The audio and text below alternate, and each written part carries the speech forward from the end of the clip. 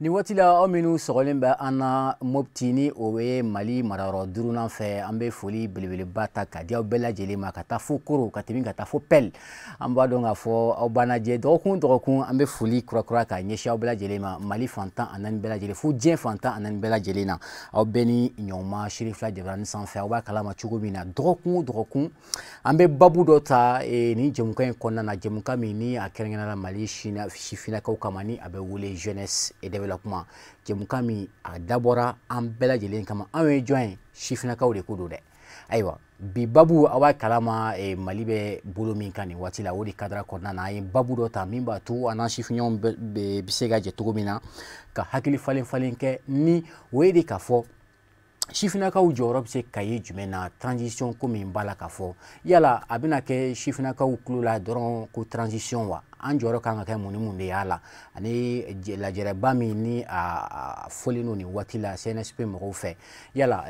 lajɛrɛ in an sifinnakaw yala minnu bɛ tabali kan nɔ ni u b'a kalama yala u convoquera a ko la wa yala lettre officielle cir'u ma wa est-ce que olu fɛ sifinnakaw jɔyɔrɔ kan ka kɛ o fana la wa o de ye an ka bi babu ye ani an ka mawulido min lajɛ ka min kɔnɔ kuma ɲɛfɔ aw ɲɛna fɔ aw sigiyɔrɔw la ayiwa an b'a aw bɛɛ fo aw ka filɛli la bi sibirijɔnba in na Sherifila Jabaranin sanfɛ sisan an bɛna tɛmɛ ni an ka maa welelenw ye n'an bɛna wuli kɔfɛ aw ɲɛna Abubakar Sidiki Kanta ni ale ye politikima ye ayiwa jɛkulu dɔ bɛ yen ni o ye AMC ye ale y'o coordinateur ye an ye wele bila a ma a b'a dɔn ale tɛ maa kura ye an ka kɛnɛ in kan kodi baasi la monsieur Kanta oui ça va an bala tan baasi foyi tɛ merci beaucoup i nana an ka wele jaabi a diyara an ye an ka maa wele filanan ye madame Sise Sumawu Bari ni ale ye fulaw ka jɛkuluba min bɛ yen ale o ɲɛmaa ye yiri wɛrɛ Pulaku kodi baasi la ne denmuso alhamdulilayi journaliste merci i ni ce ni baraji an ka maa wele sabanan o ye Abdul Kadiri Buware ye ale fana ye sifinnaka ye a jɔlen don kosɛbɛ politiko sira fɛ hali ni o yɛrɛ tɛ sira caman fana fɛ i b'a ye a nɔ yera sira caman fɛ fana ale fana tɛ maa kura ye an ka kɛnɛ kan kodi baasi la monsieur Buware baasi tɛ na merci pour l'invitation merci beaucoup an n'aw de bɛna jɛ ka jɛmukan in kɔnɔ kuma fɔ an filɛbaw ɲɛna babu sakɛ donc an ka babu ye min ye o ye de k'a fɔ sifinnakaw jɔyɔrɔ bɛna kɛ mun ye transition ko min bɛ sen na ni jamana dafirila kabini le 18 août ni nin y'a tile 16 ye bi na ayiwa jamana ɲɛmaa kɔni ka fanga bɔsira la ni o ye Ibrahim Boubacar Keita ye ayiwa o bɔlen kɔfɛ a yirala k'a fɔ ko an kan ka transition dɔ de sigi transition min ni a kuntala man ka janya dɔw ko san kelen dɔw kalo 14 ayiwa hakili fɔlɔfɔlɔ b'a la ka k'a ko la o transition in kɔnɔna na sifinnakaw jɔyɔrɔ kan ka kɛ mun ni mun de y'a la ni lajɛrɛba min kan ka kɛ ni malidenw bɛɛ kan ka fara ɲɔgɔn kan ka se ka transition in kuma fɔ yala sifinnakaw ka jɔyɔrɔ bɛna kɛ mun fana ye o la ayiwa o de ye an ka bi babu ye monsieur Kanta an bɛna segin ma tuguni ayiwa e fana ka impression ye jumɛn ye sisan ni e ɲininkara ko Mali bɛ bolo min kan bi kabini a bɛ waati damadɔ ni o ye tile 16 ye bi fanga falenna fanga kɔni bɛ finitigilakaw bolo bi na yala transition ko min fɔlen don bi na an sifinnakaw ni e ɲininkara bi na ko an jɔyɔrɔ kan kɛ mun ni mun de y'a la yala e bɛna mun de fɔ monsieur Sidibe i ka ɲininkali diyara n ye soni n ka don kuma kɔnɔ n bɛ an filɛliba jɛkulu bɛɛ lajɛlen fo ka bɔ Sherifila la yan fo bɛɛ lajɛlen sigiyɔrɔ la Mali kɔnɔ ani Mali kɔkan mɔgɔ mɔgɔ tulo b'an na ani mɔgɔ mɔgɔ ɲɛ b'an na nin wagati kɔnɔ n ka foli bɛ lase a bɛɛ lajɛlen ma n bɛ tɔn min ɲɛmɔgɔya la k'o représenter n'o ye association malienne des jeunes pour le changement ye AMC k'o tɔnden bɛɛ lajɛlen fana fo kɛrɛnkɛrɛn ma donc o la n bɛ segin ka na i ka kuma kɔnɔna la i ka ɲininkali ye sifinnakaw n'o ye jeunesse ye olu jɔyɔrɔ bɛna kɛ mun ye ayiwa transition ko in na d'abord ne bɛ tasibila kɛ ka ɲɛsin mɔgɔw ma mɔgɔ minnu ni Ala ye olu danya ayiwa Mali k'a yɛrɛ sɔrɔ n'a bɛ f'o ma Mali ka liberté ni indépendance mɔgɔ minnu ni danyana na n bɛ tasibila kɛ ka ɲɛsin o ma donc o tasibila kɔfɛ n bɛ sɔrɔ ka foli kɛ ka ɲɛsin an ka finitigilakaw ma olu minnu bɛ fanga la nin waati in na ka tila ka tasibila kɛ fana ka ɲɛsin fanga darakira ka bɔ maa min fana bolo n'o ye Alhaji Ibrahim Boubacar Keita n'a ka jɛkulu ye ka tasibila kɛ olu fana ye. Tasibila cogo di? Tasibila i n'a fɔ a fɔra ko IBK mangɛnɛ an bɛ dugawu kɛ Ala ka lafiya d'a ma a ka dugawu don jamana ye hali n'a y'a sɔrɔ a dɛsɛra donc maintenant fanga bɛ minnu fana bolo n'o ye sɔrɔdasiw ye ne hakili la sɔrɔdasi ninnu yɛrɛ n'i ko sifinnakaw sɔrɔdasi ninnu yɛrɛ ye anw dɔ de ye olu fana jeunes de don i n'a fɔ anw. Bon bi ne bolo jamana bi jeunesse de bolo bi donc jeunesse min ni an tɛna sɔn fiyewu an tɛna to fana an tɛna to yɛrɛ ma fiyewu fana o ka fili parce que Mali ye dɔ kɛ fili na donc maintenant an b'a fɔ nin ye chance dɔ de ye Mali bolo chance min man ka rater fiyewu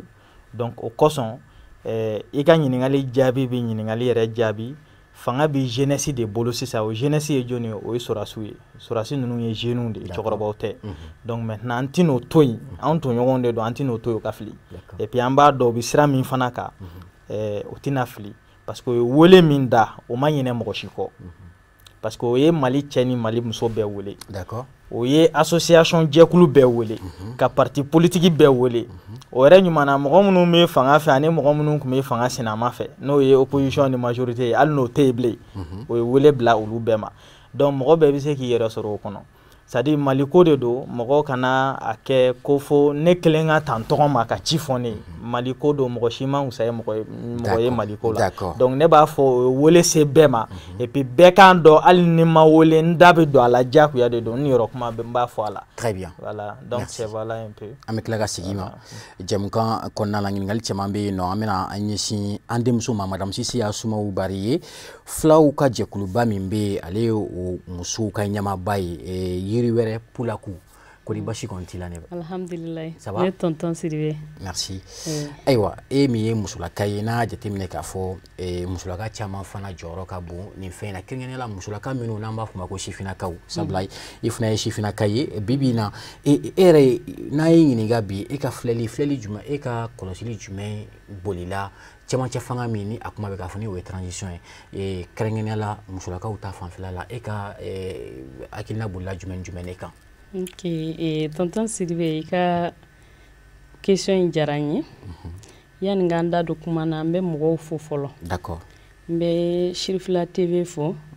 b'an ka Shirifukɛ fo mun kɛra sababu ye ka baara di an ka jeunesse ma. Kosɛbɛ. Donc an b'ale fɔ an tɛ ɲinɛ a kɔ n'o ye Hayidara ye. Kosɛbɛ. N'an bɔra ale fɛ ka yan baarakɛlaw bɛɛ lajɛlen fo fɔlɔ. Merci. Ka sɔrɔ k'an ka telefilɛlaw fana fo minnu bɛ Mali kan ani minnu bɛ Mali kɔ kan k'u bɛɛ lajɛlen fo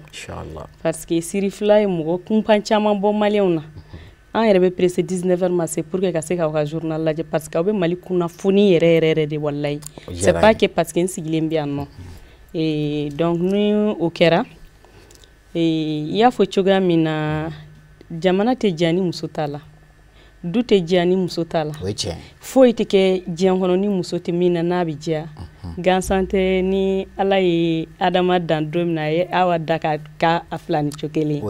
donc Ala yɛrɛ y'a dɔn cɛw mana farinya cogo o cogo ni muso b'a kɛrɛfɛ o b'a mada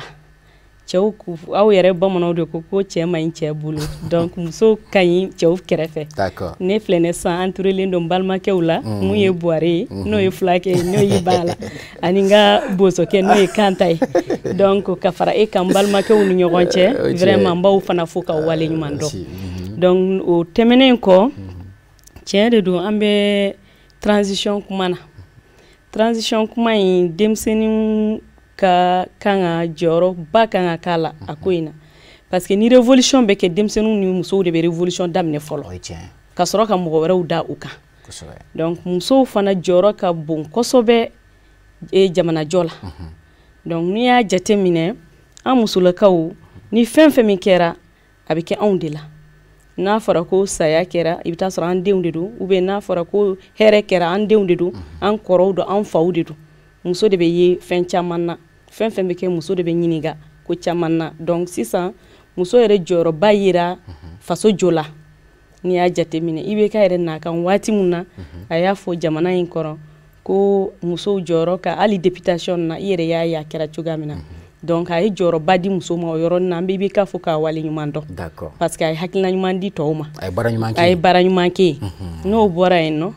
donc an bɛ Mamu Diko fana fo mun wulila k'i jɔ ka mɔgɔw dɛmɛ ka fanga dɛmɛ pour que ale de y'a daminɛ ni mɔgɔw nana fara kan donc soldats fana nana anw dɛmɛ tiɲɛ yɛrɛ la saya ma kɛ fɛn ma kɛ coup d'état kɛra o ɲɔgɔn coup d'état ma deli ka kɛ k'a fɔ ko adamaden ni ma to a la donc hakiliman kɛra an bɛ soldats fo k'u wale ɲuman dɔn u ye hakilina ɲuman kɛ u ma denmisɛnnin baara kɛ nin kelen na funɛkɛw de don mais u ma denmisɛnnin baara kɛ nin na a ɲɛna u bolo donc an b'u fo k'u wale ɲuman dɔn donc musow jɔyɔrɔ ka bon i y'a fɔ cogoya min na an musolakaw fana mais o jɔyɔrɔ kan ka kɛ mun ni mun ye yɛrɛ bolo u ka wuli k'u jɔ kɛlɛ kana kɛ parce que transition in a bɛna laban cogo cogo mɔgɔ si t'a dɔn dɔw ko k'a to soldats bolo dɔw ko non civiliw de kan k'a ta donc ne hakilila ni muso fana ɲinigara u dalakan na femme leadership bɛ yen nɔ donc olu fana bɛ se k'u hakilinata di i y'a faamuya donc musow fana jɔyɔrɔ ka bon o la kosɛbɛ donc an fana hakilinataw n'u ye baara kɛ n'a ye a bɛ ɲ'u bolo parce que cɛw dɔrɔn tɛ se ka hakilinata di tant que ni muso fana ma impliquer a la donc fo k'o yɔrɔ fana faamuya u k'u hakili to musow la u k'u intéresser musow fana na. Merci beaucoup Madame Cissé Assoumou Bari yamena kuma di Abdul Kadri Bouarema ale chefina ye a fana timna kali kosobe femi yelema siraw fɛ aywa Ibrahim Boubacar Keita fanga kɔni firila mba dɔn u fana bɛ jatew mɔgɔ dɔw fɛ minnu kun bɛ ka a ka fanga kɔrɔfɔ kosɛbɛ aywa komi fanga kɔni firila ka ban sisan aw sifinakaw aywa nin a kuma kelen fɔra nin plateau kelen sanfɛ yan ka fɔ ko fanga kɛcogo man ɲi n'a ma ɲɛ fanga firila a fɔra an bɛ cɛmancɛ fanga ko kuma la nin waati la aywa aw minnu ye sifinakaw ye bibi na yala e fana ka yeta ye jumɛn ye cɛmancɛ fanga in na yala a taabolo kɛcogo ka ɲi e bolo wa sɔrɔsiw b'a la ka kɛ cogo min na. Merci ne balimakɛ Sidibe i y'an wele a diyara n ye kosɛbɛ an b'an filɛbaga ni a lamɛnbagaw bɛɛ fo ani an bɛ tasi bila fana kɛ ka se jamanaden minnu ni tora nin ko in na kabini ko daminɛna fo kana se nin ma ala barika la fanga yɛlɛma don balimamuso y'a fɔ cogo min a kɛra ka ɲɛ a kɛra nimisi wasa ye joli ma bɔ an na mɔgɔ hakili la a tɛ kɛ cogo min diɲɛ bɛɛ ɲɛ jɔlen don Mali la ala barika la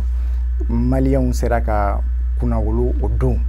parce que mɔgɔw sigilen tun tɛ ni min ye an y'o fɔlɔ kɛ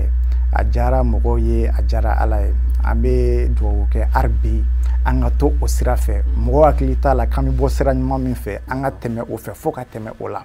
an k'an bolo fara ɲɔgɔn kan ka jɛ ka baara kɛ o kɔfɛ i ka ɲininkali la cɛmancɛ fanga in a ɲininen don bɛɛ fɛ bɛɛ kɛ i sen don a la n balimamuso y'a fɔ cogo min ani n balimakɛ y'a fɔ cogo min kan ta minnu bɛ ɲɛfɛ bi ni sɔrɔsiw don sifinnakaw de fana don denmisɛnninw don an dɔw don an sigiɲɔgɔn don an teriw don dɔw ye an balimaw fana ye donc an ka jɛ an k'an bolo di ɲɔgɔn ma an filɛ nin yɔrɔ min na maliko de don bɛɛ welela n'i ye fanga ta k'a lajɛ kamina yɛlɛmana donni min na ka na se bi ma an ka jateminɛ na kow b'a la ka yɛlɛma ɲuman sira fɛ dɔɔni dɔɔni donc o wagati la an bɛ wagati min kɔnɔna na an b'a fɔ an bɛɛ ka jɛ ka fara ɲɔgɔn kan Mali bɛ i b'a fɔ ko an b'an ka buguso kɔnɔ ala m'an kisira ni tasuma donna na i tɛ ji ɲuman ni ji jugu ɲini ji bɛɛ bɛ tasuma faga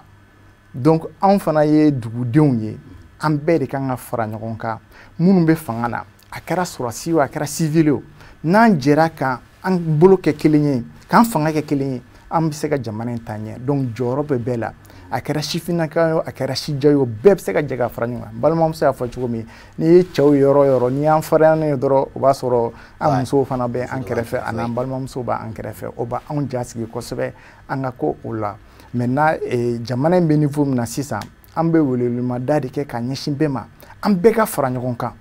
n'an y'a ye min b'a la ka kɛ n'a ta la ka ɲɛ yanni an ka se transition yɛrɛ ma an ka se sifinnakaw de don an ɲɔgɔnnaw don an ka hakilina di u ma o ka a sira don u kɔrɔ o bɛ se ka kɛ cogo min pour que weleweleda minnu dalen don tile fila in na olu fana bɛ se ka kɛ cogo min parce que ni adamaden bila yɔrɔ fili bɛ se ka kɛ ni fili kɛra an ka corriger ɲɔgɔn bolo parce que an bɛɛ bɛ case kelen de kɔnɔ tasuma wulini dɔ la an kan ka jɛ k'a faga ɲɔgɔn fɛ donc an ka hakilina kelen ta an ka jɛ an ka baara kɛ ɲɔgɔn fɛ an ka dilan ɲɔgɔn fɛ pour que Mali bɛ se ka ja cogo min.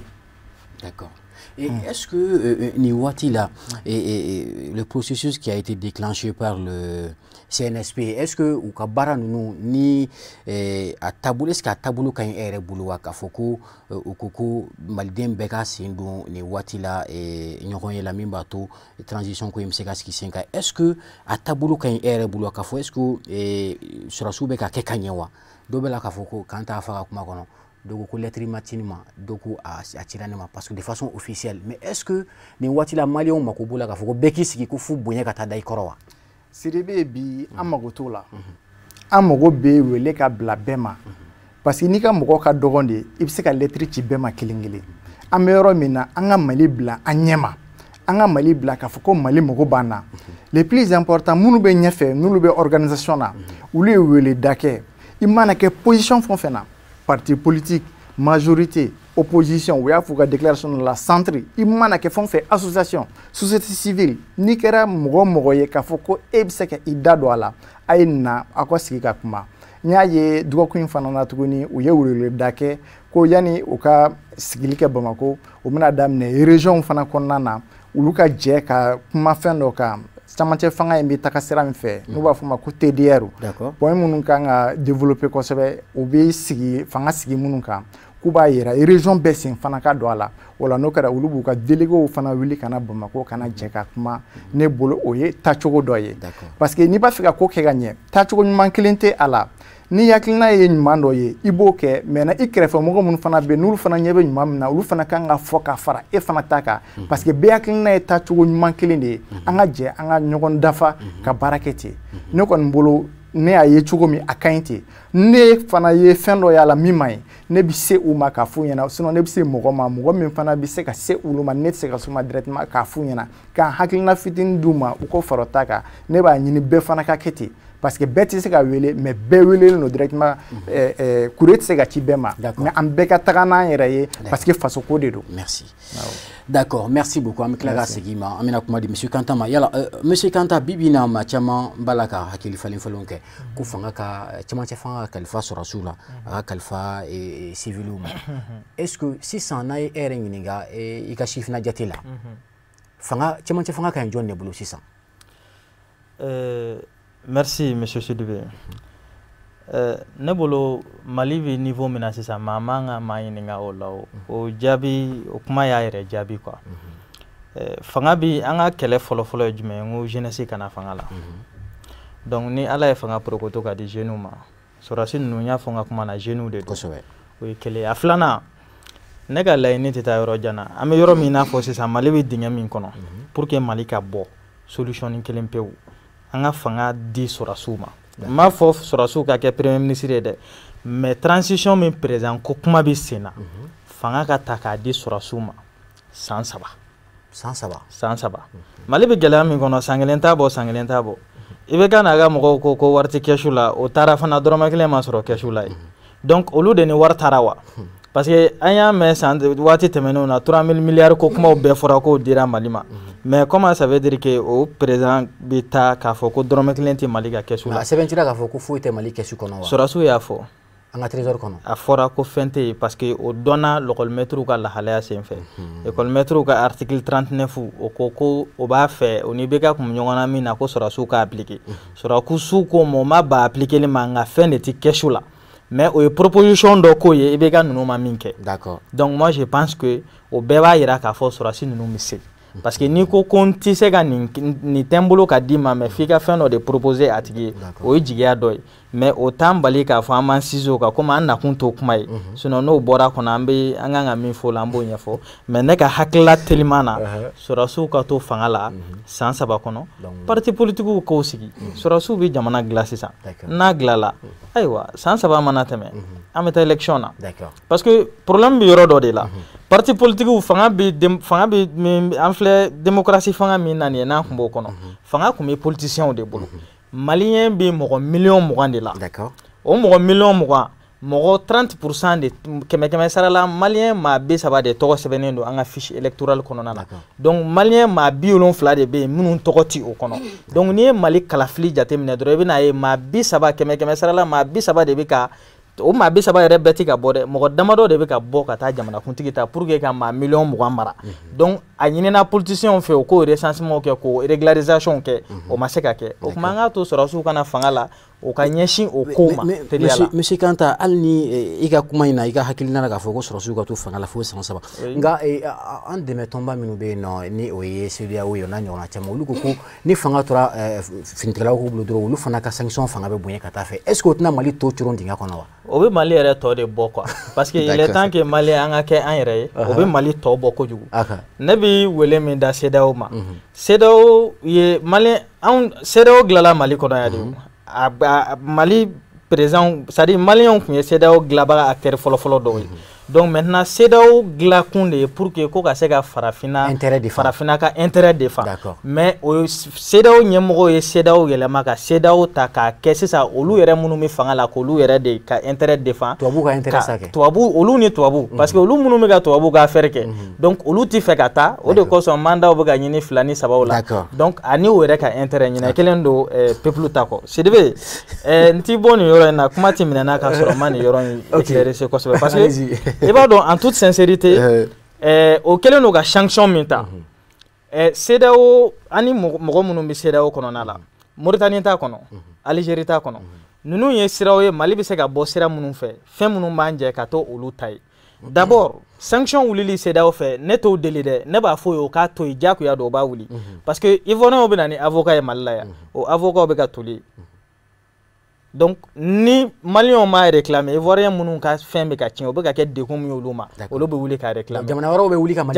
bɛ wuli ka Mali défense ta parce que bi farafinden bɛɛ y'a dɔn k'a fɔ ko CEDEAO tɛ yen bilen anw farafindenw kama CEDEAO bɛ de tubabu ni o yɛrɛ ka intérêt kama donc diɲɛ bi niveau min na sisan nɔ an kan ka bɔ o logique kɔnɔ donc ne b'a fɔ CEDEAO ye a y'o ja a m'o ja sanction o b'a ta ka bɔ yen anw de y'o ta k'o bila yen o bɛ CEDEAO kɔnɔ k'anw de représenter hakilina min b'anw na o b'o de kɛ n'o m'o kɛ an bɛ wuli o kama Mali ta taara cogo min na jamana tɔw o bɛɛ b'o sira kan. Très bien hakili falen ko don ayiwa ne denmuso e fana ka hakilina ye jumɛn ye k'a fɔ ko n'a ma ɲɛ CEDEAO y'a kanu k'a fɔ ko pour que Mali ka se ka yɛrɛ sɔrɔ olu ka dɛmɛw ka se ka sigi ka na Mali kɔnɔ ko fo jamana ka cɛmancɛ fanga ka kalifa finitigilaka dɔ civil dɔ la ko sinon n'a tora finitigilakaw bolo ko sanction tɔ bɛ juguya ka taa fɛ est-ce que ni o b'o cogo la a ka kalifa finitigiw la wa ou bien malidenw kan ka kɛ cogo jumɛn na komi an bɛɛ maliden n'an ɲɔgɔn cɛ yan nɔ e ka hakilina ye jumɛn ye. Ya tonton Sidibe kuma diyara n ye ni ni ɲininka hakilinata la bɛɛ ni hakilina de don ne ka hakilinata n'a danna ne ma ne kɔni ma ne b'a fɔ fanga ka to soldats bolo fɔlɔ o ye fana ka hakilina ye awɔ munna hali n'u ye san 5 k'a la a tɛ ne tɔɔrɔ munna n bɛna o yɔrɔ f'i ɲɛna parce que ne yɛrɛ ɲɛ b'a la mɔgɔ minnu bɛ ka kuma in a man di dɛ mais anw b'a fɔ dɛ parce que n b'a dɔn ni datuguli de don an sigilen parce que n'i donna politique kɔnɔ fɛn bɛɛ b'a kɔnɔ i bɛ kuma mun bɛ i hakilinata la i b'o de fɔ parce que an bɛ yɔrɔ min na bi démocratie de bɛ yen bɛɛ bɛ t'i sigi k'i ta fɔ ka bɔ ka tɛmɛ ni sen fila mais an b'an ta fɔ démocratie de bɛ yen tiɲɛ de don mais fanga ka to soldasiw bolo komi n balimakɛ Kanta y'a fɔ cogoya min na san 3 kɔnɔ a ka d'u ma munna parce que Mali sera yɔrɔ min na bi Mali mago bɛ soldasi fanga de la parce que minnu bɛ yen nɔ sisan minnu bɛ boliboli la minnu bɛ taga sɛgɛn olu de tun bɛ pouvoir la depuis 91 ne si bɛ joli la ne t'a dɔn mais n'a fɔra n b'a dɔn a bɛna jigin politiciens na dɛ u ka yafa n ma dɛ mais ni tiɲɛ nana a bɛ fɔ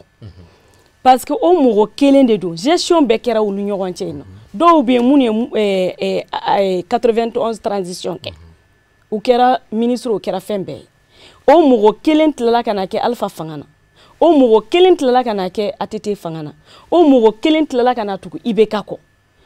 an bɛ yɔrɔ jumɛn bi sisan aw ko ATT IBK tɛ mɔgɔw reçu a tɛ kuma mɔgɔ fɛ ne Asumaw y'a fɔ yan plateau kelen na i y'a fɔ yan ka tɛmɛ n y'a fɔ ka tɛmɛ a dun tɛ mɔgɔ reçu a tiɲɛ de don mais mɔgɔ minnu jɛra ka IBK dɛmɛ ka tiɲɛni kɛ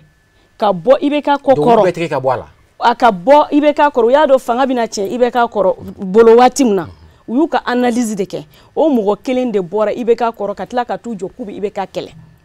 n'i y'a jateminɛ n tɛ mɔgɔ tɔgɔ fɔ dɛ mais ne bɛ mun ye n bɛ mun ye WhatsApp ani n bɛ mun ye télé la ani mun ye kuma na e bɔra fanga na tile 2 tile 3nan gundo fɛn fɛn b'an bolo Mali la i y'a labɔ o ye responsabilité ya est ce que fanga kan ka di ninnu ma tuguni o man kan ka kɛ o anw ye muso ye dɛ parce que n'an dusu kasira n'an ye occasion sɔrɔ an b'a fɔ mais n'a dira technocratie dɔw ma don hali ni min tɛ ne yɛrɛ fɔ n ye point de presse dɔ kɛ vendredi tɛmɛnen ne ko n k'a ka di technocratie mais finalement Mali yɛrɛ i t'a dɔn jɔn ye jɔn ye quoi parce que minnu kan bɔlen don minnu bɛ mankan na a y'a diyan olu y'a kɛ ka kɔrɔ a ma ministère yɛrɛ ma y'u bolo n'i kɛra président i bɛna mun kɛ sira minnu bɛ ka tiɲɛ sisan yɔrɔ in na an yɛrɛ b'a dɔn a kɛra olu de ka tile la o a dɔw yɛrɛ bɛ minnu tun ye ministère minnu tun bɛ équipement ni transport ni fɛnw na a bɛɛ b'a la mais sira t'an bolo bi a tɛ ku i la k'a fɔ k'i bɛ bɔ i ka so ka taa ne bɔra Mopti ne ye 45 minutes kɛ mais ne bɔra aéroport la ka se n ka so 3 heures du temps o kɛra yan nɔ ne kɔni fɛ soldats ninnu a ka d'u ma an k'olu fana siffler k'a lajɛ o ye ne hakilinata ye mais tila dɛ n kɔnɔ CEDEAO ka embargo ne bɛ se ka kuma parce que ne bɛ baara kɛ yɔrɔ min na ne b'a dɔn min don hali ni Mali bɔra CEDEAO la a tɛ foyi tiɲɛ maliyɛnw na bi mun na aw dusu de bɛna dɔ an kɔnɔ o bɛ dɔ bɔ suyɛnni ninnu bɛ ka kɛ yuruguyurugu mun bɛ ka kɛ o bɛna dɔ bɔ a la et puis o na dusu d'an kɔnɔ an ka baara kɛ agriculture bɛ Mali ɲɔgɔn agriculture ɲuman tɛ an ka malo de office de Niger malo de bɛ ka taa feere yɔrɔ wɛrɛ ka sɔrɔ u ka malo kolon ta ka na d'an ma an ka coton de bɛ ka taa fɛn comment on appelle kɔɔri o de bɛ ka taa feere jamana wɛrɛw la o de bɛ transformer ka na bazin feere a ma mètre 1 waa 2 mais est-ce que o daminɛna bi wa awɔ mais il faut que an k'an yɛrɛ kɛ mɔgɔ ye an ka i koma a y'a dayɛlɛ k'a lajɛ tile 2 na a k'a lajɛ a bɛna mun kɛ an yɛrɛ k'an ka safunɛ produit k'a feere san na mais maliyɛnw de y'a tiɲɛ mɔgɔ kelen minnu y'a tiɲɛ olu de bɛ mankan na bi ko k'a fanga d'olu ma mais ne ma ban dɛ u ka premier ministre ta mɔgɔ ɲɛnamaw cɛla c'est pas les mêmes têtes qui vont revenir parce que u bɛ vestes dɔrɔn de falen bi i bɛ yan nɔ sini i bɛ yan nɔ sinikɛnɛ i bɛ yan nɔ e kelen bɛ se ka diɲɛ bɛɛ ta bɛɛ dun a bɛɛ ka kɛ e kelen ɲɛna an bɛ mun fɔ an denmisɛnninw bɛna mun kɛ an tɛna bɛn n'a ye an tɛna sɔn o ma donc i da tun bɛ na a bɛna fɔ CEDEAO mɔgɔw ka sanction ye n b'a dɔn parce que e b'o domaine na e tɛgɛ bɛ o domaine na kosɛbɛ mais est-ce que sanction in est-ce que a bɛ affecté kosɛbɛ an kan wa a bɛ affecté mais parce que an ma deli a la i bɛ yafa n ma dɛ maliyɛn yɛrɛ y'a yɛrɛ labila ka a yɛrɛ bamanankan in ka gɛlɛn ma parce que n ye fulakan fɔla ye tellement que maliyɛn u ma négliger dɛ maliyɛn tellement que u delila a diyan na fanga t'an na baraka t'an na bilen an ye baraka bɔ an yɛrɛ la ka mɔgɔw de makɔnɔ u k'a ka ɲɛ CEDEAO nana ka présidents de couvrir k'u ka couverture de kɛ briefing de don présidents ma briefing de don français ma briefing de fɛn dɔ mais a ma dabɔ peuple kama sinon depuis don fɔlɔ min na peuple bɔra le 5 juin n'u ye jama in ye CEDEAO kun kan ka fɔ attention c'est vrai n'o y'a sɔrɔ ils sont là pour le peuple u ti yan peuple kama ou bien ka président de fɛngɛ négociation joli kɛra u ma ɲɛ sɔrɔ a la n'o y'a sɔrɔ u kun bɛ peuple olu yɛrɛ kun b'a fɔ i bɛ kama président i ka peuple de y'i sigi u banna i la hakɛ to i ka fanga bila k'a d'u ma n'u tun y'a kɛ ten nɔ an bɛ yɔrɔ min na bi an kun tɛ se yen an kɔni bɛ foli kɛ soldasiw Ala ka barika d'u la u y'an bɔ bolo la donc sisan an maliyɛn fana an ka lajɛ an ka bɛn an ka revendication minnu bɛ yen nɔ sisan mɔgɔ si kana taa fɔ k'i bɛ taa revendication kɛ parce que les caisses sont vides an yɛrɛ kɔni b'a dɔn les caisses sont vides parce que secret professionnel dɔ bɛ yen anw tɛ se k'a fɛn foyi t'an bolo donc minnu bɛ revendication na an k'a to yen an ka baara kɛ an ka Mali bila an ka fɛnw bila Mali ɲɛ quoi an ka Mali bila fɛn bɛɛ ɲɛ bi an ka Mali an jɛlen don Mali kelen ma an ka baara k'a la bɛɛ ka ɲɛ bɔ an fɛ Paul Kagame ma fisa n'an ye o mais Ala y'a ka dugu dilan sisan bɛɛ bɛ ka ɲɛ bɔ a fɛ a ye baara caman k'a ka jamana kan pourquoi an yɛrɛ tɛ se k'o kɛ dusu dɔrɔn an ka dusu d'an kɔnɔ dɔrɔn an ka ɲinɛ CEDEAO kɔ CEDEAO bɛ tila ka n'an deli o d'accord merci merci beaucoup kuma bɛ tila ka di ma an bɛna kuma di monsieur Buhari ma yala e fana ka hakilina ye jumɛn ye k'a fɔ ko an ka di finitigilakaw ma fɔlɔ wa ou bien an ka posi dɔɔni minɛ fɔlɔ an ka di an ka politikima dɔw ma wa e fana ka hakilina ye jumɛn est-ce que sanction in e fana ka hakilina ye jumɛn o la Sidibe kuma diyara n ye i b'a dɔn an ka jamana in a kuma ka gɛlɛn wagati dɔ la mais ni jamana ni ko gɛlɛyara f'an ka an ɲɛ jɔ ɲɔgɔn ɲɛ na ka tiɲɛ fɔ ɲɔgɔn ye bi Mali filɛ nin ye dingɛ min kɔnɔ n'i ko k'i bɛ mɔgɔ o mɔgɔ sigi i bɛ analyse dɔrɔn kɛ mɔgɔ o mɔgɔ n'a sigira n'a hakili bɛ taa a yɛrɛ bakun na ou bien a kɛrɛfɛ mɔgɔ la ou bien a ka clan na olu mɔgɔw kan ka éliminer e ka jateminɛ na o mɔgɔ bɛ kɛ jumɛn mɔgɔ minnu bɛ kulu dɔ la o kulu dɔ ye jumɛn politique mɔgɔw ɔ an dun ka mago tɛ o la sisan an mago bɛ Mali ka priorité d'abord insécurité min bɛ yen ɔ jɔnni bɛ se ka o insécurité dɔgɔya o ye finitigilakaw ye ala barika la ka minnu nana dɔɔni b'a la ka bɔ a la munna an tɛ fara ɲɔgɔn kan ka olu dɛmɛ u ka baara la Mali ka suma kalanko ka taa ɲɛ santé ka na fɛn bɛɛ ka na dɔɔni dɔɔni n'i y'a mɛn i b'a fɔ kalan i b'a fɔ ko kɛnɛya ou bien i b'a fɔ ko baara basigi bɛ yen dɛ ɔ ni basigi tɛ jamana min kɔnɔ dun est ce que i bɛ se ka kuma o développement kan donc an ka tiɲɛ dɔw fɔ ɲɔgɔn ye an ka jateminɛ kɛ mɔgɔ minnu bɛ yen sisan denmisɛnninw don finitigilakaw don olu coloration politique t'u la an minnu ni coloration bɛ mɔgɔ dɔw la a man d'u yɛrɛ mais an ka ala minɛ parce que i tɛ se k'a fɔ ko i b'i ka jamana fɛ ka tila k'a fɔ ko e bɛ jamana ka intérêt k'i yɛrɛ ka intérêt personnel défend an k'an ka intérêt personnel to yen an ka Mali lajɛ bi ne b'o ɲini maliyɛn bɛɛ fɛ an ka Mali lajɛ an k'an ka denw n'a mɔdenw ka siniɲɛsigi lajɛ an ka jɛ an k'an bolo di ɲɔgɔn ma minnu bɛ fanga na bi ka dɛmɛ ka fara u kan vraiment hali bi u ka u seko kɛ parce que n'i y'a ye hali bi u bɛ hésiter u bɛ filan na yɔrɔ dɔw la u b'a fɔ est ce que population bɛ anw nɔfɛ yan alors que olu bɛ population de kama donc population ka fara u kan u bɛ baara min na ka o baara sankɔrɔta mais maliyɛn damadɔ b'a la k'a fɔ k'u ka transition di minnu tɛ finitigilaka ye ne fa ni u y'a di mɔgɔ ma min tɛ finitigilaka ye a bɛ se ka kɛ mɔgɔ wɛrɛw de hakilina o de bɛ waleya Mali mago t'o la bi an bɛ état min kɔnɔna na n'o ye Mali ye o b'a fɔ on est des peuples souverains o kɔrɔ ko an sago an kan ka an sago de sigi an yɛrɛ kunna anw man kan sigi ka miiri k'a fɔ ko nin jamana in ko tan ou bien nin kulu in ko tan ko fo a tɔgɔ civil kana fanga ɲɛmaya na non olu man ka décider anw place la olu tɛ maliyɛn ye o de y'a to a fɔra ko maliyɛnw ka jɛ ka fara ɲɔgɔn kan k'a hakilina di ɲɔgɔn ma semaine nataw la ni o jɛkulu mana kɛ ni fanba taara ko a ka di civil ma a bɛ di civil ma ni fanba taara k'a ka di militaire ma a bɛ di militaire ma sanction mana bɔ diɲɛ yɔrɔ o yɔrɔ mɔgɔ si kana siran an kana tigɛ an yɛrɛ la an bɛ se koba de la Mali ye jamanaba de ye Mali kɔnɔ diɲɛ fɛn bɛɛ bɛ yan i b'a fɔ n balimamuso y'a fɔ cogo min tant que ni gɛlɛya mana jamana kɔnɔ hali e yɛrɛ pour que i hakili ka ye fɛɛrɛ dɔw la f'a ka gɛlɛya i bolo n'a gɛlɛyara i bolo i yɛrɛ bɛ fɛɛrɛ dɔw ɲini i yɛrɛ ye ka bɔ donc an filɛ nin ye o période de kɔnɔna na an bɛ laɲini kɛ jamana mɔgɔw fɛ ni gɛlɛya ye u ka accepter CEDEAO ka sanction tɛ foyi k'an na hali nin tɛ CEDEAO ka sanction b'an ka kɔrɔ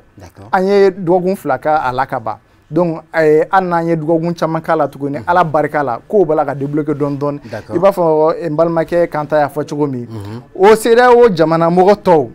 an minnu sirilen don ɲɔgɔn na olu jamanadenw yɛrɛ de bɛna wuli k'an ka kɛlɛ kɛ il faut que maliyɛnw ka fɛn dɔ faamu bi anw bɛ kɛlɛ la yan c'est vrai mais an soutenir don diɲɛ yɔrɔ bɛɛ simplement chef d'état dɔw de bɛ yen chef d'état kelen n'olu b'a la ka olu yɛrɛ ka intérêt défend parce que a bolo kɔnɔ ko minnu kɛra Mali la sisan maliyɛnw bɛna o hakilina don u ka jamana mɔgɔw kɔrɔ o de y'a to hali bi olu b'a la ka gɛrɛndɛ kɛ CEDEAO niveau la fɛn ka k'an na sinon u ka jamanadenw u b'a la ka Mali soutenir diɲɛ bɛɛ mɔgɔ b'a la ka an soutenir an bɛ siran mun ye an ka décision ta dɔrɔn décision min ta an ka min ma an lase an ka ɲɛtaga ma a kɛra finitigi ye o a kɛra civil ye ni kɔni y'a dan ne ma ne ka expérience fitinin na finitigi minnu bɛ yen an k'u dɛmɛ yɛlɛmɛlɛnba ma ye u ye chaîne de commandement i n'a fɔ san joli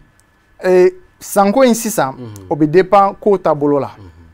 n'i ko k'i bɛ san fɔ k'a sɔrɔ ko ma daminɛ o ye souvent ɲɔgɔn nɛgɛ ye parce que kɔfɛ u bɛna fɔ k'a fɔ ko nin ko nana don a la nin ko nana don a la mais ne b'a fɛ ka min fɔ n'an bɛ taga an ka hakɛ dɔ ta san hakɛ dɔ ta min b'a to an bɛ se ka insécurité ko dilan ka na ni a tɔgɔ basigi ye jamana kɔnɔ kelen filanan an bɛ se ka liste électorale réviser minnu ma inscrit olu bɛɛ ka inscrit élection kura bɛ se ka préparer ka ɲɛ cogo min sabanan ka se ka constitution in fana changer n'an y'o belebeleba 3 kɛ n'an bɛ se k'o kɛ san 1 kɔnɔ mais e dalen b'a la ko sɔrɔdasiw bɛ se k'o bɛɛ kɛ yan o bɛ se ka sɔrɔdasiw dɔrɔn tɛ o anw de b'an fanga fara o kan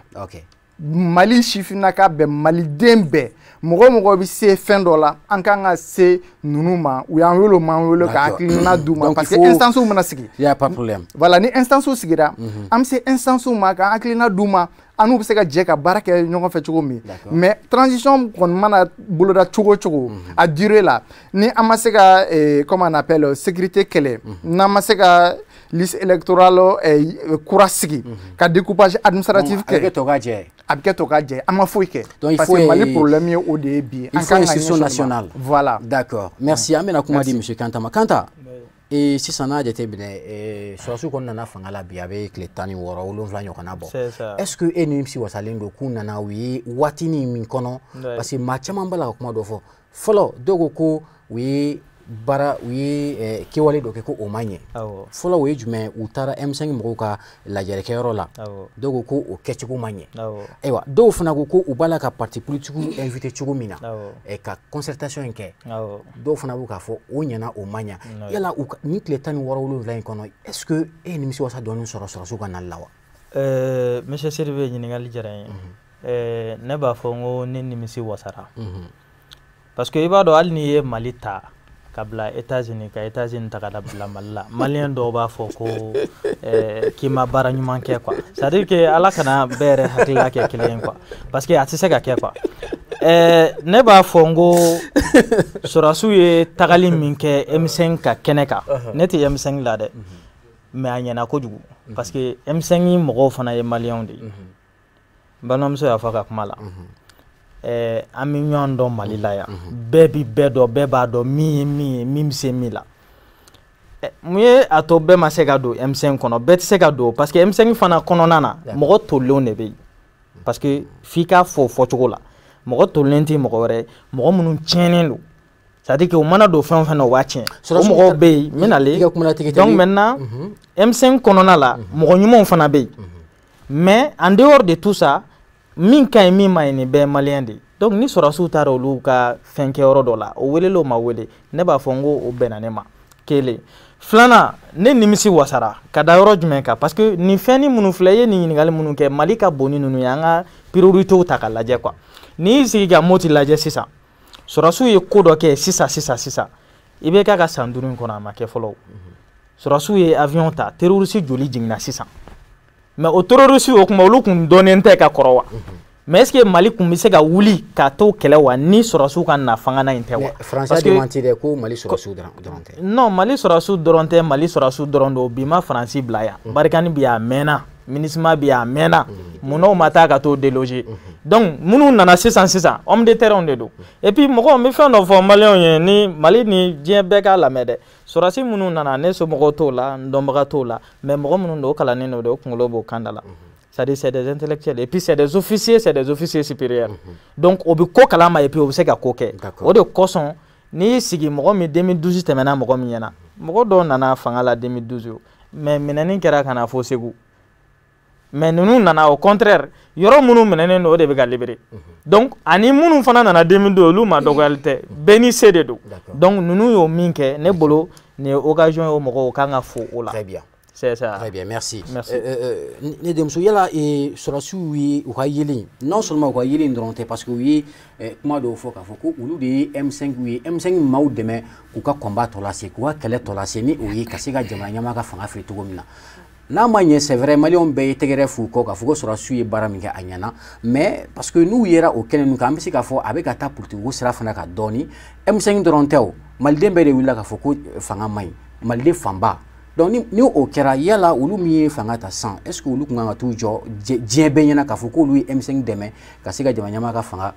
fanga daraki cogo min na. Sidibe o question diyara ne ye ne yɛrɛ bɛ se k'a fɔ ne bɛ M5 la ne bɛ se k'o fɔ. D'accord. Munna n bɛ se k'o fɔ parce que marche fɛn fɛn min kɛra n y'a kɛ n y'a bɛɛ kɛ kelen kelen maintenant tiɲɛ de don ni M5 tun ma wuli M5 tun tɛ o CEMACI de tun don. CEMACI bonyana de nana kɛ M5 parce que mouvement de 5 juin de o de ye M5 M5 n'ale tun ma wuli ka jɔ an bɛ yɔrɔ min na bi an tun tɛ sɔrɔ yan olu jɛnɛw ni kɔ mɔgɔ joli bana sara Mamudi ko ka misiri da la mɔgɔ joli sara misiri yɛrɛ kɔnɔ u y'u nin de di pour que jamana bɛ se ka libérer mun ɲɔgɔnna kɛra 91 o ɲɔgɔnna kɔni ma kɛ mais a kun bɛna k'o ye mais soldasi y'a faamuya k'a fɔ n'u ma wuli ka fara M5 kan jamana bɛna kɛ joli kun bɛna boli ka tɛmɛ 91 kan olu yɛrɛ y'o faamuya soldasi ye jɔn ye anw denw de don anw kɔrɔw don an dɔgɔninw de don an yɛrɛ de don donc n'olu yɛrɛ y'a ye jamana bɛna tiɲɛ a bɛna tiɲɛ olu fana de bolo donc n'u bɛ se ka min kɛ u kan k'a kɛ yan'a ka kɛ tiɲɛniba ye yan'a ka taa yɔrɔ jan na parce que o don n'u tun ma bɔ ka ko dɔ kɛ ko dɔ ye a kun bɛ kɛ fɛn wɛrɛ an yɛrɛ ma sigi ni min ye o ye Ala barika la olu yɛrɛ wulila u ye ɲɔgɔn faamuya sinon même entre eux u kun bɛ se ka joli b'u ni ɲɔgɔn cɛ yɛrɛ ka sɔrɔ population yɛrɛ tɛ mais u ka yeli tɛ dɔ wɛrɛ ye ka na M5 tɛ parti politique ye M5 tɛ foyi maliyɛnw bɛɛ de don maliyɛn bɛɛ de kun bɛ yen association bɛ yen parti politique diɲɛ maa bɛɛ bɛ yen minnu tɛ hali foyi la olu kun bɛ yen nɔ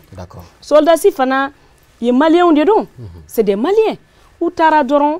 ka mɔgɔw parce que olu ka combat tɛ nin ye M5 de ka combat de don mais seulement u nana dɔrɔn k'u ka joie ka M5 féliciter parce que M5 de ye baara kɛ olu y'a tɔ lase de olu y'a tɔ lase de donc mais o kuma ni fana ma bɛn maliyɛn caman ma mais maliyɛnw kan ka sɔn o ma o maliyɛnw bɛ sɔn o ma o olu ye baara de lase baara siɲɛ joli joli kun bɛ ka bɔ mɔgɔ joli sara la yanni soldasi ka wuli dɔw ko mɔgɔ 23 de banna sara dɔw ko mɔgɔ 11 donc Ala de bɛ nin tiɲɛ dɔn ne kɔni t'o dɔn min kɔni b'a dɔn saya kɛra hali mɔgɔ kelen ni hali wulu n'o nin tora la ni ye nin de ye bɛɛ bɛ nin dɔn donc baara kɔni kɛra maintenant u kɔni bɛ ka baara kɛ u bɛ ka baara kɛ dogo la mais n bɛ mun fɔ soldasiw fana ɲɛna mɔgɔw bɛ k'u dɛn ka taa ka kɛ règlement de compte ye f'u k'o yɔrɔ jateminɛ règlement de compte ye jumɛn ye ne tɛ kan ta fɛ sisan ne bɛ taa soldasiw fɛ a y'aw kɔlɔsi kan ta la de kan ta man ɲi u kana mɔgɔ si ka kuma lamɛn dɛ u kalannen comme Konta y'a fɔ cogoya min na c'est des officiers supérieurs kan ta donc u kana mɔgɔ ka kuma lamɛn u ka tiɲɛ lajɛ u kana bila erreur la an ka faama caman minnu binna mɔgɔ kuma lamɛn de y'u to n'u binna donc u kana mɔgɔ ka kuma la hali n'u ye kuma lamɛn u ka sɛgɛsɛgɛ fɔlɔ soit même si u bɛ se k'a tigi lasɔrɔ k'a ɲininka u k'a wele k'a ɲininka o ka fisa n ye mɔgɔ ka kuma mɛn n bɛ karisa kɛlɛ parce que n ye karisa ka kuma mɛn e t'a dɔn mun b'ale ni karisa cɛ ne bɛ se ka taa kan ta tɔgɔ tiɲɛ u ye parce que n tɛ kan ta fɛ parce que relation bɛ ne ni olu cɛ kuma misali de don dɛ ni ka taa ko kanta bi tan u ka wuli k'a fɔ k'u bɛ kanta kɛlɛ an maliyɛn denw tɛna so donc e bɛ min fɔ dɔrɔn k'u ɲɛsin u ka baara ma u nana an kɔni bɛ u soutenir an b'u soutenir pour k'u ka se ka jamana redresser an mago bɛ redressement de la bi an bɛ yɔrɔ min na ça va pas ça va pas tout est pourri u kana dɔrɔn pourriture ta ka bɔ mɔgɔw da la d'accord monsieur Boire ko tout est pourri fan bɛɛ tolilen don ayiwa fanga bɛɛ kɔni kelen bɛ ka u ka confiance da sɔrɔsiw kan yala sɔrɔsiw bɛna se ka jamana in bɔ tolilenya la wa ɲininkali bɛɛ bɛ yen nɔ de ani fana u yera kɛnɛ min kan n'o ye M5 ye k'a fɔ ko anw de ye M5 maaw dɛmɛ u ka kɛlɛ tɔ labanni na est-ce que o langage bɛ ka maliyɛn caman degun yala e ka hakilina ye jumɛn o la Sidibe ne bolo o ye faamuyalibaliya de ye M5 ye mouvement in kɛ don min ni fo kana se fanga bi ma sɔrɔsiw taara a parachever ça veut dire que ni mɔgɔw dɔw kun ye a jateminɛ u b'a fɔ ko ninnu bɛɛ bɛ ɲɔgɔn kalama mais réellement u tɛ ɲɔgɔn kalama balimamuso y'a fɔ cogo min u ye fɛn dɔ de éviter a kana kɛ 91 ɲɔgɔnna ye joliba caman b'a bɔnna o la u y'o éviter pour que maliyɛn den bɛ se ka lafiya cogo min u kana to bɔbɔli la tiɲɛniba ka kɛ maintenant le fait que sɔrɔsiw taara u ka mouvement kɛyɔrɔ la c'était circonstanciel parce que CEDEAO ka délégation dɔ de natɔ kun don k'olu bɛna yanni u ni IBK ka kuma k'olu bɛna IBK sigi a nɔkɔrɔ la o de y'a to k'a yira k'a fɔ ko sɔrɔsiw ye coup d'état kɛ donc peuple fana bɔra k'a yira opinion nationale et internationale la ko sɔrɔsiw y'olu dɛmɛ u ka baara dilan sinon olu de ka baara kelen don o de y'a to o fana olu bɔra sɔrɔsiw de soutenir kɛyɔrɔ la mɔgɔ min b'ala k'i soutenir k'a fɔ an b'aw kɔ n'i taara o kɛnɛ kɔni kan i welela o kɛnɛ na o ye k'a hakilina ye donc c'est une manière k'a yira diɲɛ na communauté internationale k'a fɔ ko olu de ye baara kɛ maliyɛnw b'u kɔ olu de ye baara kɛ olu de wulila ka baara in kɛ wa sɔrɔsiw y'olu dɛmɛ mais sɔrɔsiw ma wuli ka kɛ u yɛrɛ ma u y'o message de lancer communauté internationale kama o de y'a to o kɛlen u nalen u ka mission na IBK ko k'ale tɛ segin tuguni n'o kun ma kɛ sisan b'a sɔrɔ kuma wɛrɛ bɛ yen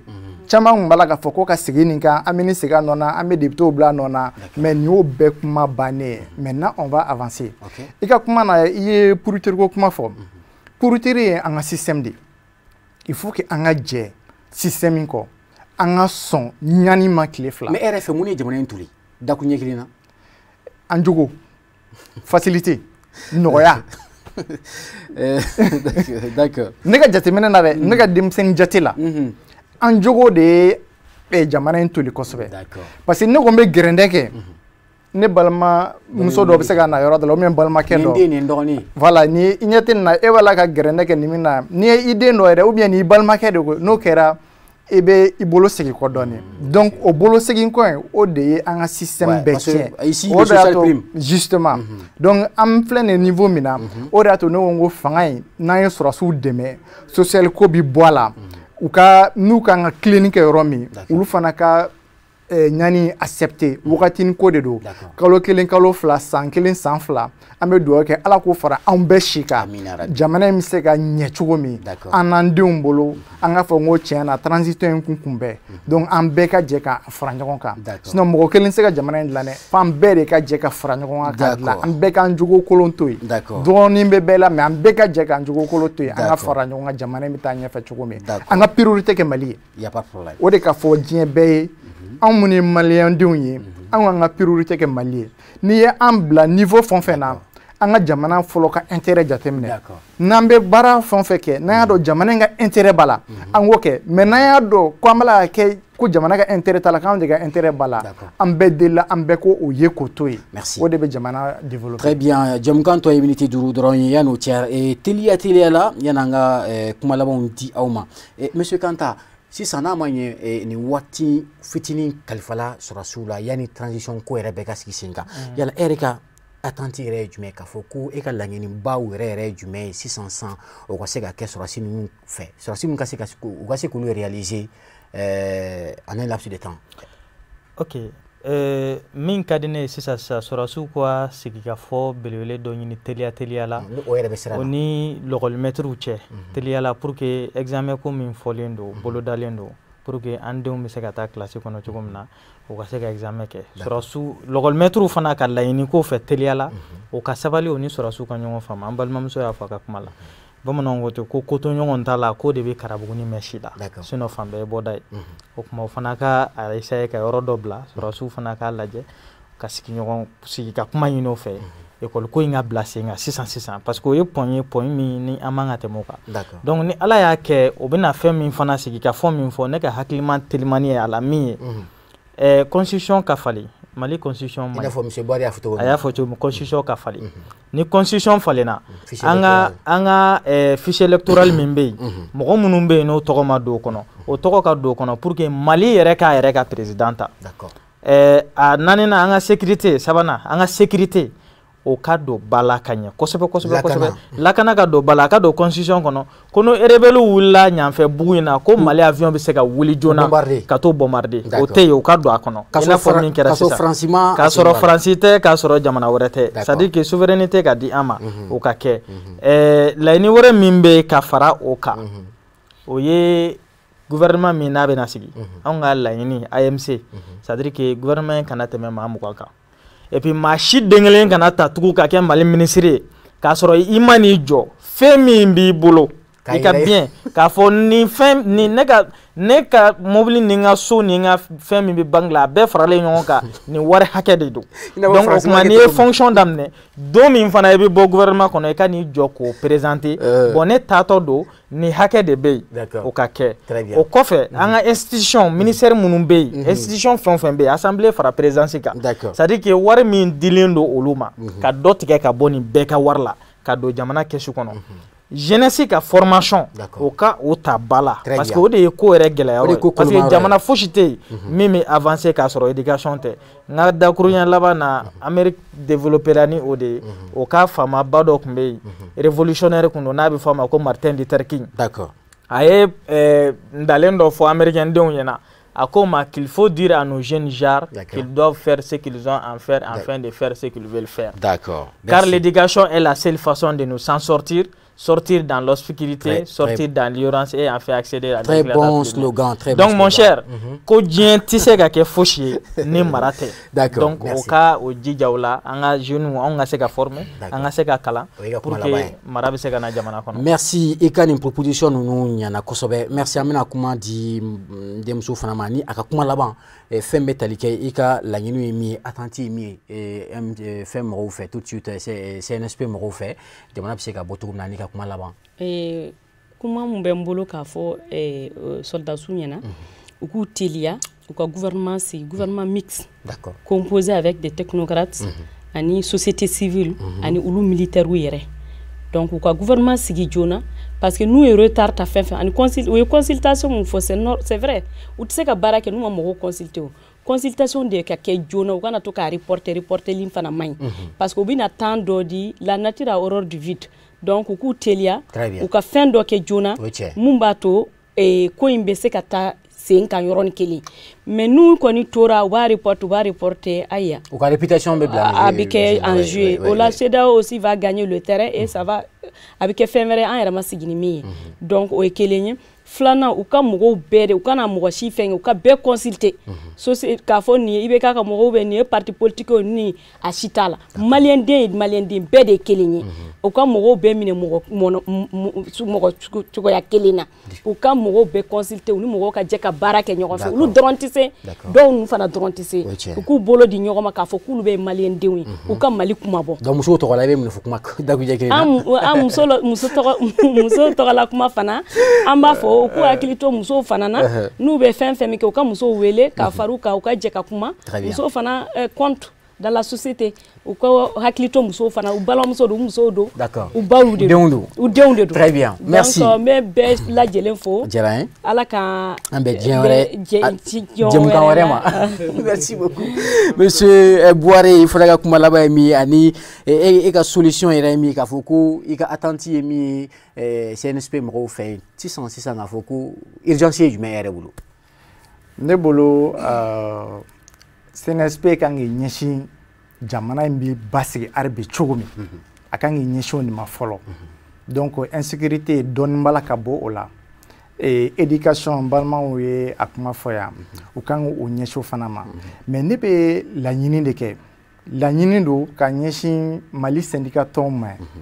an filɛ nin wagati min kɔnɔna na bɛɛ kan k'i muɲu dɔɔnin yanni gouvernement de transition ka sigi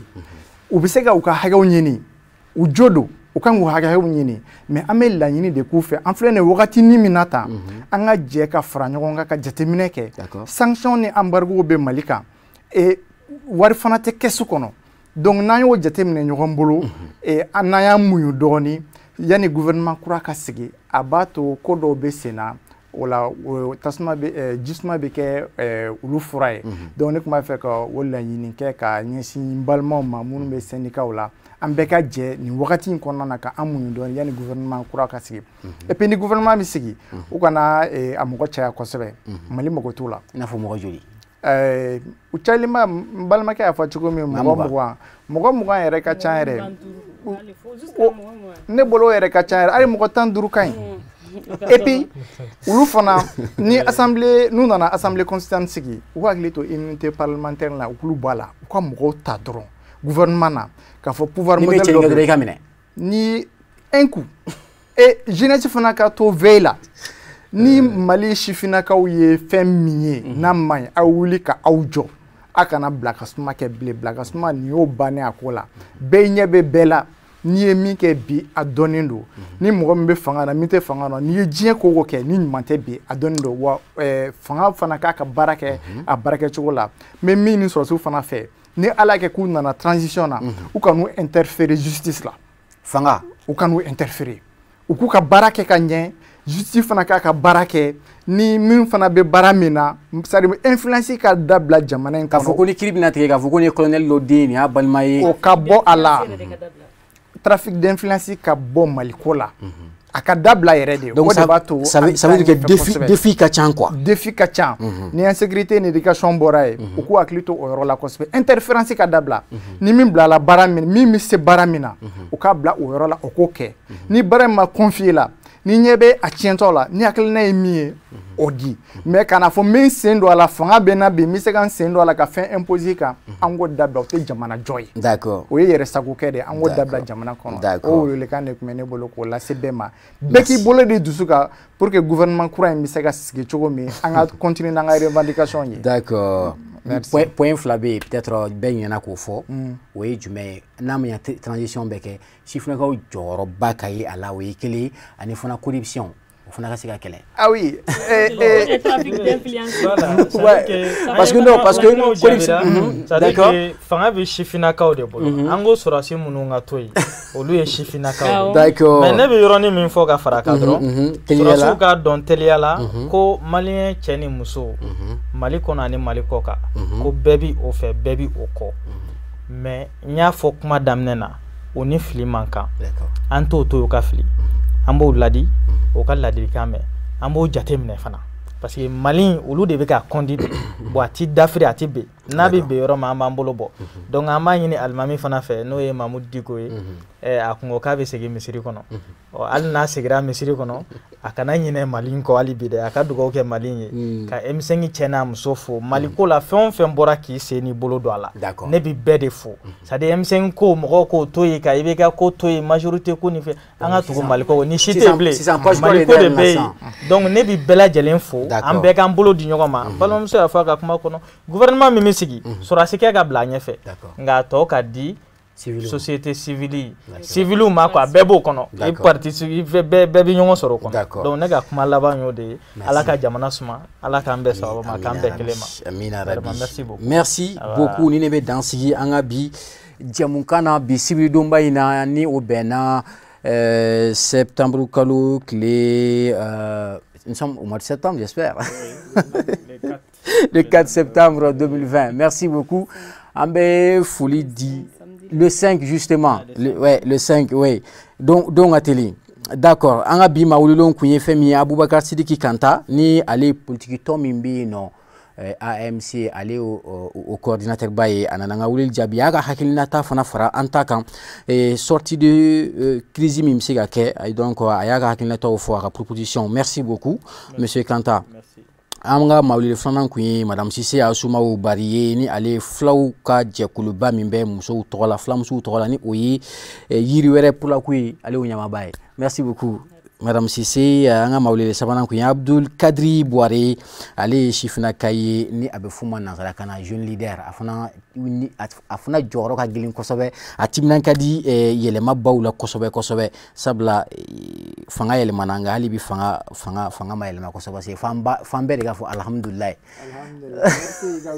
merci amina rabbi merci anga amago be karamogo do la kosobe kerengani ala amfani an karamogo Seydi Sherif Ousmane Madani Haidara ali minga wulika jo konnana yala dimsonu fana chama be alhamdulillah fo bi amba fu aka wulika jola ambe karamogo be fu ni watila aw fefen siklembe ka Sherif Jabrani fleni watila ambola dona ka fo akumbala ka shifuna ko ka jemukane fleni aba wuli jeunesse et développement ni ala ni kira jira nay amenyon so yano dokun wore babu wore kene kan ambe kayka fu ambe mena ka fu ambe walia ka fu mali fantan anan belaw min be kan fleni watila aw kambe jien wati wore salamu alaikum